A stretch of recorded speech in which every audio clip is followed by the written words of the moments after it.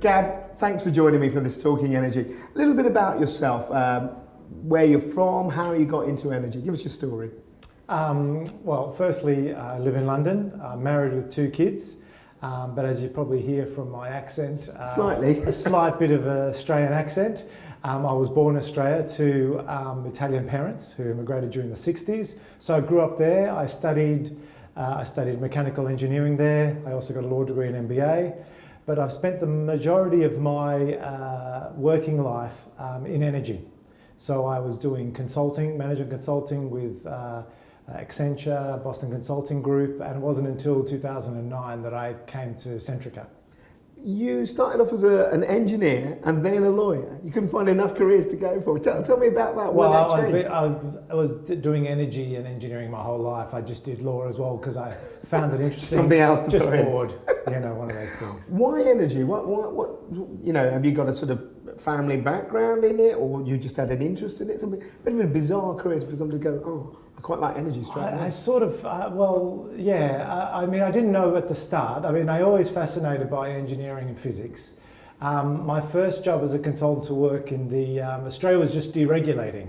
And when I started off as a consultant and I was working on a power generation business, they were looking to sell off an asset, a CCGT in the middle of Melbourne, Victoria. And Australia was deregulating along the lines of Margaret Thatcher, as a UK market. And that was the first job, and ever since then I found it a fascinating industry because it touches everybody, whether you're a household consumer or a business, and I found that fascinating. It's funny though, it's one of those careers, people would go, all right, you can become a lawyer, you can be an engineer, whatever.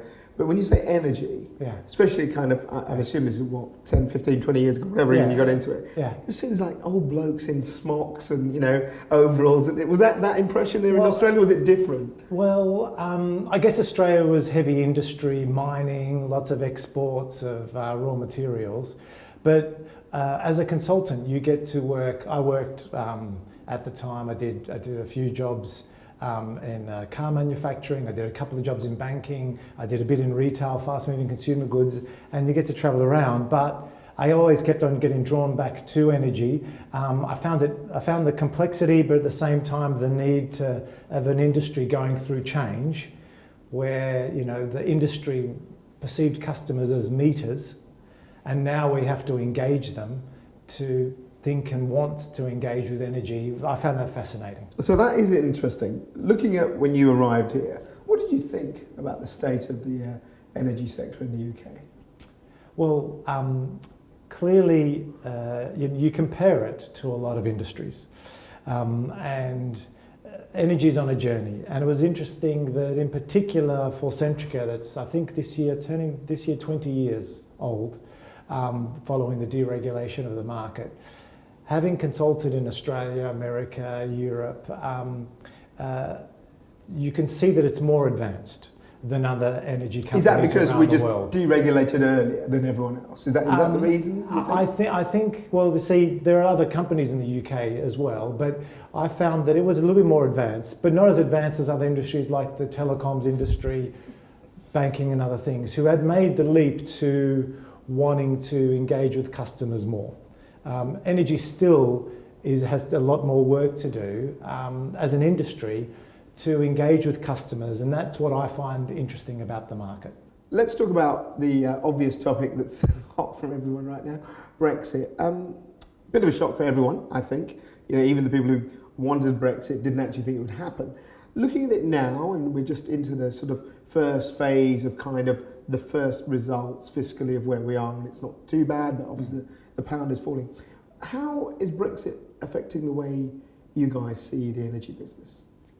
So surprisingly, when we talk to customers, we're not seeing a big reaction to Brexit yet. Whether it's the consumption of energy or whether it's the supply of energy in terms of the energy industry, it still hasn't had an impact, which is quite surprising. As a business, we're looking at what our customers are doing, what's happening in the market, and as yet, there hasn't been really a big impact. So I guess we're still observers just like everybody else as to what's going on. I assume you must be planning though. I mean, big companies, big corporations plan. Do you have strategies in place depending on what we get out of the deal, or is it all too early to say? I don't think we're planning with that in mind. Our planning is more long-term supply and demand of upstream oil and gas and power generation fundamentals, and then looking at what consumers are doing. And so when we look as Centrica across the group and across the world, we're making more choices around where we invest our pounds, and it's more around customer-facing activity, which is why we invested in things like Hive and Connected Home, and we're looking at investing in distributed energy, and that's what we're focusing on rather than short-term issues such as Brexit. I suppose that's the thing, isn't it? That, you know, you look at it, everyone thinks big companies are always looking at the big picture, but in a way, it is the small things that matter. You know, dealing with the customer, reaching out to them and sorting out what their needs are rather than the big term kind of, you know, looking at where the economic picture is. It's an interesting time right now because from our perspective, we've been around for 200 years. And it was an exciting place to be in British Gas 200 years ago, because if you look at the fabric of society, we were finally giving people heat and light, and we were giving businesses heat and light. So as the equivalent of what would have been my job would have been fascinating, because finally businesses, we're helping them with their productivity. We're helping them with how they can produce more goods, and that was a great time 200 years ago. So now we're more interested in the technologies that's developing now. So you've got mobile telephony, digitization, renewables technologies, smart sensors and smart meters, and all of that creates a whole new transition for the energy industry, whether it's smart grids, looking at energy usage, etc. So that is what we're looking at, and the business is reacting to that transition. That's what gets exciting as MD. Obviously, I mean, those things are great, but there is a fiscal point to Brexit, which, you know, leading economists, Frontier, for example, have predicted there'll be a rise in commodity prices over the next 3 to 5 years. A lot of people are saying that there could be a shortfall in our energy output because there'll be an economic slowdown. Are these things that you are considering now, or is it more a question of, you know what, you'll deal with it as it happens, and right now you're looking at where the situation is for your customers? I'm just interested to see how you see that sort of stuff. I think as a business, Centrica, and as in terms of our British Gas customers, we should always try to plan for contingencies. So in 2008 and 9, when the financial crisis came, maybe some people in Wall Street, you know, knew about it, but in fact it came unexpectedly and that impacted. And so whether it's Brexit or anything else that may come along, businesses need to prepare. I think the bigger opportunity for businesses is when we look at it, businesses and large users in the UK spend about £20 billion a year on energy. And if you think that you can reduce 10 to 20% of that energy, that's a £2 to £4 billion opportunity. That's where I think the focus needs to be, rather than trying to predict what might happen. And if businesses can actually focus on that, look at their usage, try to understand how they're using it, rather than looking at what might be 1 or 2% off the price, or what might be commodity price cycles that will go up and down. That's where I think there's the bigger prize for businesses. I think a lot of I&C customers have done a bit of work on their procurement, but we've got stuck on energy efficiency. And if you take an example, and I'll use one of our customers, or one of our, in West Wales, we have a hospital which we've done a huge energy retrofit. Right. And we've helped them save 28% on their energy bill by putting in biomass boilers, building management system, LED lighting, etc. That reduction has meant that they've got £750,000 now spent on nurses and doctors. Doing that is what protects your business from the future through any sort of contingency, because if you do that, you're more in control, and it's always better to be more in control. This is very unusual talk for a big six supplier, isn't it? To hey, I'm going to come and help you and save your energy. I mean, you know, if they use less energy, that's less they're paying you. What's the logic behind all of this? So there is a clear logic. So let's take one customer example. So let's say you're a Toyota and you've got, you know, a lot of energy spend. Well, if you can reduce your energy spend by 20%, then that's great for the customer. If we can help Toyota reduce that energy spend, and we put in a huge solar farm with Toyota Teesside and a couple of other facilities, again, we can actually help make more money from making the installation and helping them through that journey than what we might make as percentages, very small percentages on the energy bill.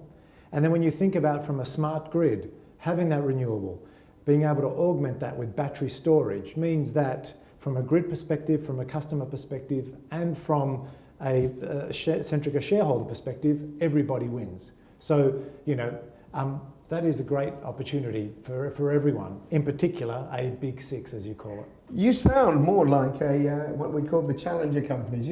Is it time that now you guys, and I'll say you guys, the big six, having to take notice and becoming more innovative because you're getting pressure from the smaller players, the smaller companies who are coming in? You know, we've had, in the period of the last parliament, a trebling of the smaller players coming in. Yeah. Has that changed the way you guys are thinking? So smaller businesses coming in is great. It's great because It's great because they are, it's easier and faster for them to come in with new business models, challenge customers to think differently about energy, and test things that we wouldn't necessarily test across our base straight away. So there's a lot of pluses with them. But you don't fear them taking some of your market away? So no, because what we need to do is understand what they're doing, see what works. Some of it works, some of it doesn't.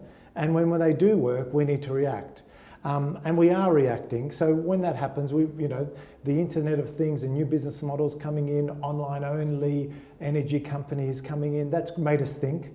And that's why we've invested 500 million on Connected and Hive, why we invested to change our billing system and make everything online only. If you're a customer now of British Gas Business, you can join us. You can enter your meter reads, you can go on direct debit, you can look at your usage, you can get a copy of your bill, and because of that, all of a sudden now we've got 50% less calls coming through because of that innovation. But it's competition and innovation that creates that. Because of new players coming in, like, as you said, some of the smaller solar business models that came out, we've invested in distributed energy and power, 700 million.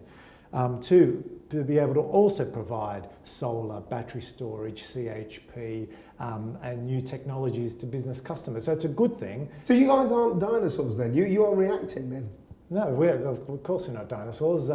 What we have, while smaller companies have the speed to be able to test new things, allows us to be able to look at that and then invest big. So we have the scale and to be able to invest big. And we also have an opportunity to invest in new companies. And when we see a startup that works, we invest in that, and we just need to be careful not to smother it with the love of being a corporate entity. I like that. So if I use an example, I was going to talk about one of them, which is Panoramic Power. I bring out this little thing, this little gadget. We invested in Panoramic Power because with this little gadget worth 30 quid, we can put a sensor on lots of different electrical equipment around a corporate customer, which allows us to smart meter real time that electric information. Because of that, based on cloud analytics, we're able to see whether there's energy efficiency opportunities. So we did this with a cement business internationally. We put it on their conveyors, their pumps, their crushers, and through that, we were able to identify huge savings, which not only paid for these within a month, but created 200,000 worth of opportunities for them a year. You don't sound like a supplier. You're talking to me a bit almost like a Google or a kind of, some sort of tech company you're talking about. Is this what's happening? Compared to when you came 2009 to now, that British Gas, Centrica, whatever you want to call the core business is changing from being I produce something down a pipe or a wire to something slightly more different, something more holistic? So we are trying to do that. I'm not going to claim that we are already. No, I appreciate that. Those names but you it mentioned, is, those companies you mentioned would be great. It would be great for us to be as innovative and as engaging with customers as that. And that's what we're trying to do. So but is there room for that in energy? Because most people would think energy is a pretty kind of anodyne industry that doesn't need much apart from maybe your bills being a bit more automated. Is there really room for innovation? Well, absolutely. I mean, the just sending a bill and answering a phone is old school. That's not what an energy company in 10 years' time will be. An energy company in 10 years' time will be that you will be able to pick up your phone, look at your energy bill on your phone, look at your usage, and through that you'll be able to get, through your sensors with, say, Hive, you'll be able to manage that usage, or through your panoramic power, you'll be able to say, I need to change the way I work. You might be given offers from us online, which says your boiler is actually now 17 years old. If you click this blue button, you'll be able to get a boiler which saves you 30% on your energy bills. Do you want to do that? And things are becoming a lot more innovative and digitised, and we need to move in that way. In fact, in 20 years' time, hospitals will be supplying energy to their local communities. Yeah. So will large corporate customers. And so therefore, the role of the energy supplier that provides the bill will be completely different. It becomes a lot more about connecting the dots, being the aggregator, and helping businesses optimize as much money as they can, and domestic customers optimize as much money as they can from all of the grid. So do you worry about, I mean, obviously, let's talk about the I&C market, your market mainly, and SMEs as well, but the big I&C players, a lot of them are now going, you know what, Gab, I'm a bit worried about my security of supply, I don't want to worry about my fluctuation of price, I'm going to go what they call behind the meter, I'm going to set up my own power, whatever. I don't want to get it from you, I want to get it from somewhere else, all right, I want to create something. Is that a sort of something where you go, that's not great for us, or is that something you think you can help them with? How do you see that dilemma facing these major energy users who are thinking of becoming generators? That is a huge opportunity for us. You see it's an opportunity? Absolutely. And in particular, so if I use one example, we're about to announce a deal with a large data center provider, and where if I use a typical one, they might have 9 or 18 megawatts of backup generation that gets switched on maybe once every 3 months or 6 months. And so yes, if they were to invest themselves and think about it themselves, then there's no role for us. But in fact, they're coming to us because they understand what's the resilience, how can we upgrade our kit to be able to take advantage of opportunities that National Grid and distribution networks provide to give them money beyond avoiding triads, but give them money from fast frequency response. Can we augment it with battery storage? Can you help us with the G49 connection so we can export back into the grid? It's an opportunity for a company. Is it an opportunity for an energy business who is just going to focus on sending energy bills? No. But if you are actually doing what the Centrica strategy is, which is focusing more on customers, on energy and services, that is an opportunity, because the marginal value of doing that for this particular customer versus just sending them the energy bill is 10 to 1. You've not been in the job that long. I mean, you've been a while, but it's still sort of early days. What is your vision for British Gas business? So I go back to that story of the 200 years between now and now. I see this business as we're on a journey where we need to transform ourselves so we can transform the industry. And I see it as British Gas Centrica's role to transform the industry. So we need to move away from just what was upstream, central plant, focusing on that and transmitting and distributing it to customers, and work with the transition, with that energy transition, to be more decentralised, being customer focused first, so helping with customers to engage with the way in which they use energy, rather than just receiving a bill under the door. To be more engaged with their tablets, with their mobile, and be able to make money from the energy industry, because Now they can put in battery storage, they can engage with different incentives. And so my vision is that I'm transforming my little part of Centrica to help us, enable us to transform the energy industry. You seem to be talking a lot. You said several times the word customer experience, whatever. Yeah. The irony is, not just yourselves, but all the big six have been mullered for customer service for years. Terrible fines from Ofgem because of mis-selling, poor sales technique, door-to-door selling, all these things which have caused the customer not to trust big suppliers like this. How are you going to overcome that? Because obviously it sounds great. You're going to change the way me as a businessman deals with you, and you're going to be a giver. But if I've still got this image of, I've had terrible, dealings with your customer service team. How do you fix that, Pete? Well, look, trust is very difficult to address. Takes years to build, and moments to destroy. Correct, and therefore, it's frustrating. It's frustrating because when I go into work, what I love about my job is that all the team are energised, whether it's my senior management team all the way to the frontline staff. They all genuinely want to do what's right for the customer. I don't see anybody going out of their way to say, I just want to turn up for my job and go home. They really genuinely care. And this is the reason why I'm in the role. I love to fix things. I love energy, and I wouldn't want any other job but this.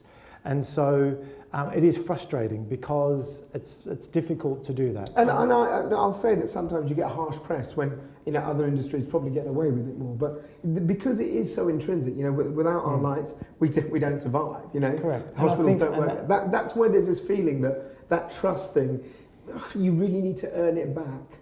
Yeah, and so it's difficult to know whether it's the media or whether it's truly what customers, because we engage in the vast majority of our customers have still been with us for many, many years, 20 years since we've deregulated the energy sector. And so it's hard to sort of blanket do that across the whole industry, and it's hard to how much the media plays up that. But it's a bit disappointing in particular for British Gas, because we've tried to do our best to try and change that. So by bringing in new technology, if I look at what you can do now online with British Gas, and what I said to you before, by moving more customers to digitally, we have much better service levels. When I look at what's needed to help with trust, I go back to the story from 200 years ago, because when people first got their energy, they loved it because it was transformative. And you're right, it isn't until you have a blackout at home, or your Wi-Fi has gone out and you can't do internet banking, all of a sudden it comes home to the vital role.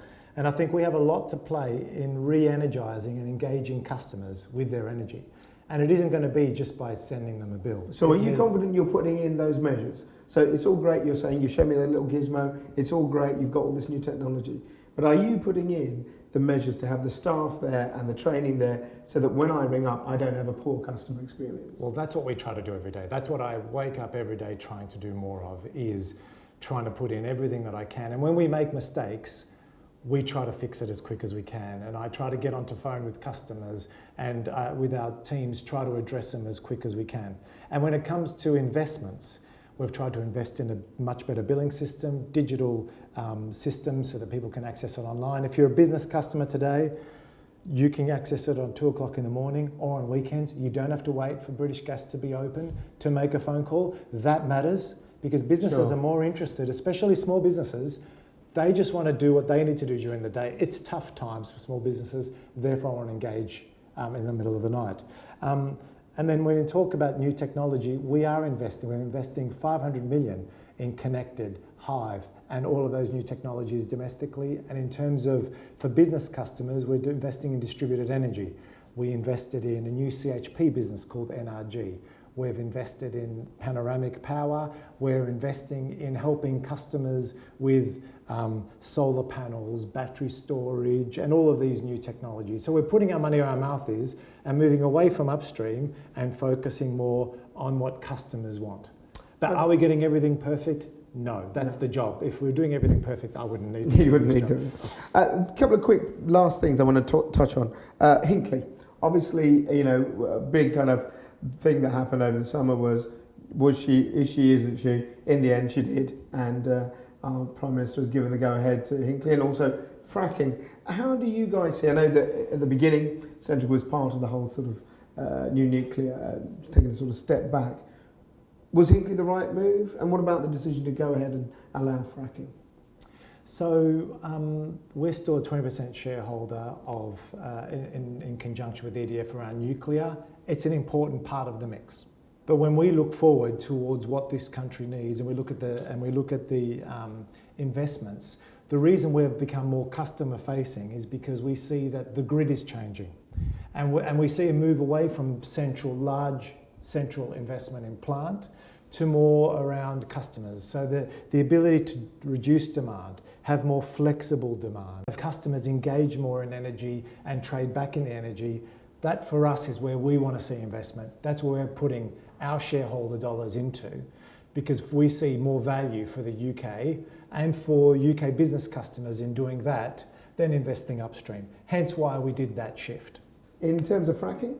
In terms of upstream, in terms of oil and gas, I think it's the same. It's down to focusing on what businesses need and whether they still need as much gas as they did, whether they can avoid that by looking at their energy usage, because there's a lot to play for from the demand side rather than investing upstream.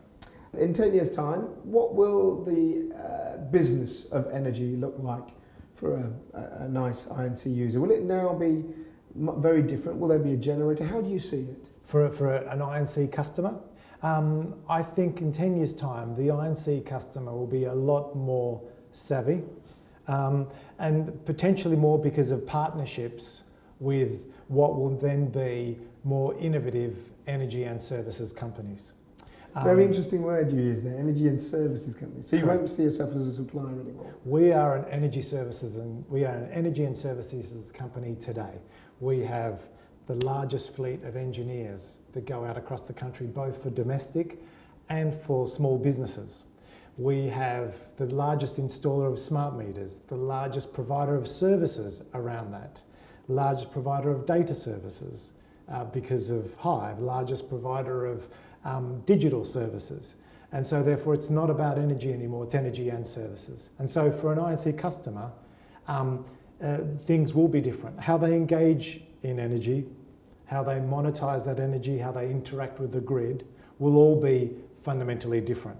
Now, do they themselves need to make that investment? That is the uncertainty, because it may be a bit like the outsourcing of finance and HR and other things, that can be outsourced to an energy provider who now does all of the managing behind the meter. So they're actually working in partnership with the Correct. And in fact, we're looking at different business models as to whether we even in fact own the energy centre or do a joint venture so that businesses don't have to put their balance sheet on it. Why should they, when actually there are other companies out there and in fact some bankers out there who are willing to invest in that because they see that as well. And you, personally, still going to be in energy in 10 years' time? Yeah, I love it. You seem to. I love it. Well, who knows? Who knows? No, but you do genuinely seem Is that an offer? You know, I was going to make any comments. But you do seem to, I've met a lot of people, but you actually do seem to be saying, although I might call you a bit crazy, absolutely enthusiastic about energy.